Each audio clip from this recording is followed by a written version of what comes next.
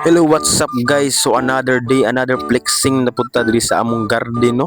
So kini na grupo guys, lahi dito ni sila nagpa-video ra sila sa ako. So wa sila yung mahimo guys kung i-post na ako ni kay naa sa akong cellphone. O diya nakita ninyo no na si Irish with Chavez, nag-ibot na siya gaya dinaa no. So diring dapita no, ako silang gisugo na magkabot sa tubig ug ibutang sa balde no. Bisag puno na ng balde, butangan gyapon nagtubig syempre atik-atik ra man gud ni na video kay panggrado ra man gud ni.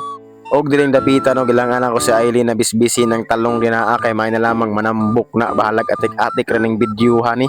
Og iya nang gidisbisan dayon pagkahuman iya na pud gidisbisan ning saging ba ni? Saging lagi. Pagkahuman sa saging iya na pud gidisbisan ning pepino na sa kilid no. Bisag patay na bisbisan paghihapon ano may na lamang mabuhi mamunga pa na no. So direng dapita nakakita na po siya og ampalaya so target lock jud ko ng ampalaya kay lami jud ko ni kayo ni siya paminaw no. So dia iya nang giibot ang ampalaya no. So wala na ko damhan no ang akong tinaguan nakitaan pa jud niya. Og iya na gadyong gikuha ang akong tinaguan no. Sus gidala dayon sila dayon no. So wala na jud namo na nakitaan kung asa na gisud na siguro na sa iyang bag.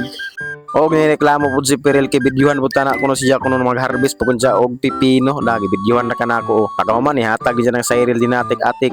Tapos wa na og damhan no nagsabot na po sila na magbaylo na pud silang duha o di ba nagbaylo na silang duha no. Si Cyril na pud ang nag-ibot to si hatag na pud ang Perel. Awa day gihatag. Tapos si Perel na pud ay nag-ibot to si hatag na pud kay Cyril. O di ba? Maorang sistemahan no nagbalik-balik na sila pero sagdira lamang kay videographer man ta.